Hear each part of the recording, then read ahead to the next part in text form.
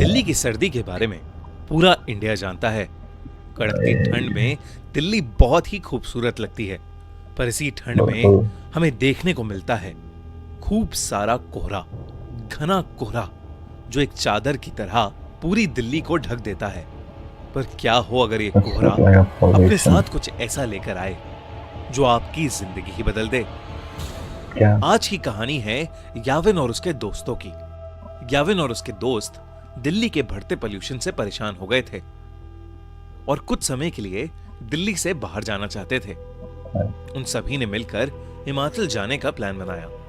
3 दिन बाद ही उन्होंने कैब हायर की और सुबह 4 बजे अपनी ट्रिप के लिए निकल गए। याविन और उसके दोस्तों को लेने आया ड्राइवर बहुत ही हंसमुख और खुश मिजाज था। कुछ ही समय में उस ड्राइवर की दोस्ती सभी से हो गई थी। उन लोगों को घर से निकले हुए करीब 4 घंटे हो चुके थे। सुबह के 8 बज रहे थे। आसमान में अब भी अंधेरा छाया हुआ था। तभी गाड़ी में बैठे सभी लोगों को सामने रोड पर एक घने कोहरे की चादर दिखी। वो कोहरा इतना गहरा था कि उसके आगे रोड दिखाई ही नहीं दे रही थी।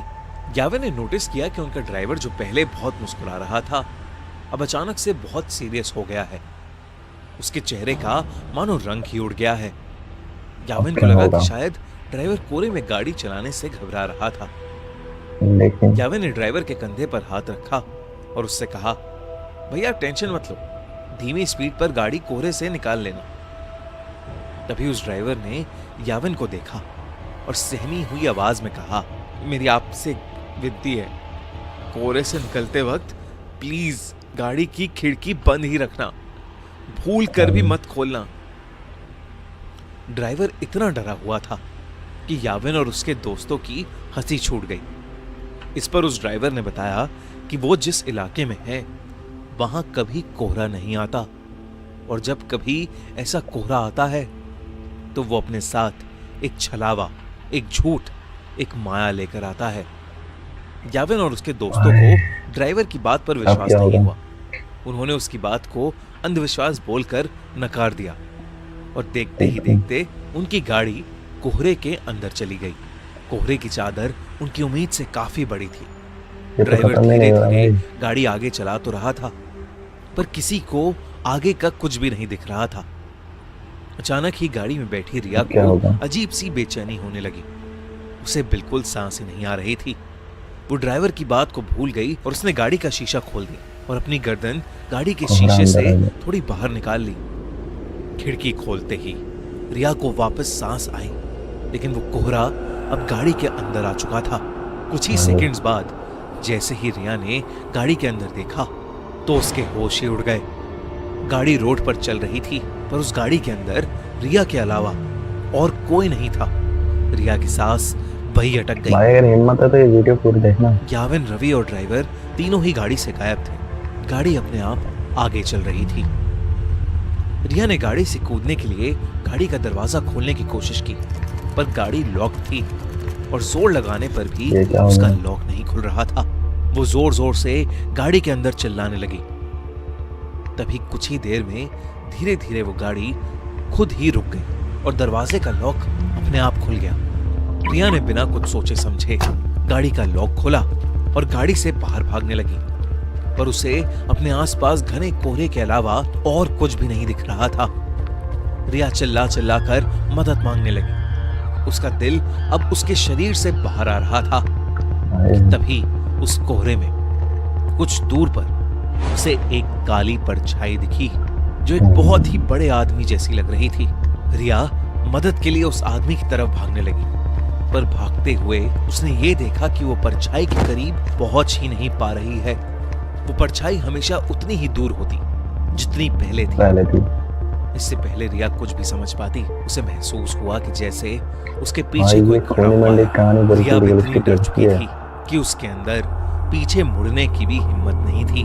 और हिम्मत करके जब रिया ने पीछे देखा, उसकी रूह कांप गई। रिया के पीछे एक 12 फीट लंबा काला साया था। लंबे काले साये को देखकर रिया बुरी तरह कांपने लगी। तभी अचानक रिया को पीछे से एक बहुत जोर का धक्का लगा और वो नीचे गिर पड़ी। याविन, रवि, वो ड्राइवर और रिया अब भी गाड़ी में थे। रिया ने जैसी वो खिड़की खोली थी, वो बेहोश हो गई थी। उस ड्राइवर ने उसके बेहोश होते ही रवि को जल्दी से वो खिड़की बंद करने को कहा। याविन और रवि रिया की हालत देखकर उसे जगाने की कोशिश कर रहे थे और ड्राइवर बस बार बार एक ही चीज बोले जा रहा था, गाड़ी की खिड़की नहीं खोलनी चाहिए थी, नहीं खोलनी चाहिए थी गाड़ी की खिड़की।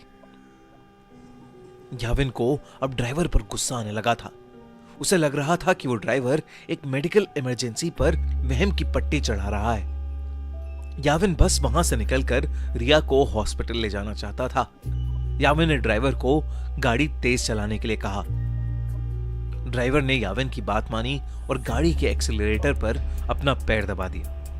लेकिन कुछ ही सेकंड्स में अचानक से गाड़ी के सामने एक लड़की आ गई और इतनी तेज स्पीड होने की वजह से गाड़ी उस लड़की से टकरा गई।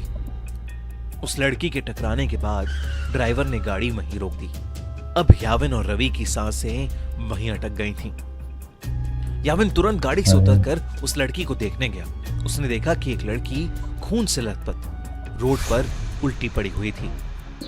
याविन ने जैसे ही उसकी शक्ल देखने के लिए उसे पलटा, उसका दिल दहल गया। वो खून से लथपथ पड़ी लड़की कोई और नहीं बल्कि याविन की दोस्त रिया थी। याविन को कुछ समझ नहीं आ रहा था क्योंकि रिया तो उसके साथ गाड़ी में थी। याविन दोबारा गाड़ी की ओर गया और उसने देखा कि पूरी गाड़ी बिल्कुल खाली थी। गाड़ी के अंदर और कोई भी नहीं बैठा था। याविन को कुछ समझ नहीं आ रहा था। वो बहुत ज्यादा डर चुका था। याविन ने रिया की बॉडी को उठाकर गाड़ी में रखा और खुद ड्राइवर सीट पर बैठकर गाड़ी को चलाने लगा। याविन उस घने कोहरे में बस तेजी से गाड़ी चला रहा था। तभी उस चलती हुई गाड़ी के सामने वही 12 फुट लंबा काला साया आ गया और याविन का गाड़ी की स्टीयरिंग पर से कंट्रोल बिगड़ गया और वो गाड़ी रोड के एक साइड के एक पेड़ से जाकर टकरा गई। क्या हुआ? उनकी गाड़ी एक पेड़ से टकराई हुई मिली जिसमें ड्राइवर, याविन, रवि और रिया थे। वो चारों उस कोहरे की रात जिंदा तो बच गए, लेकिन यावी के सर पर चोट आने की वजह से उसका मानसिक संतुलन बिगड़ गया और रिया को इतना गहरा सदमा लगा कि अब उसे हर जगह सिर्फ वही काला साया दिखता है। अगली बार कोहरे में जाओ तो अपनी गाड़ी की खिड़की कभी मत खोलना।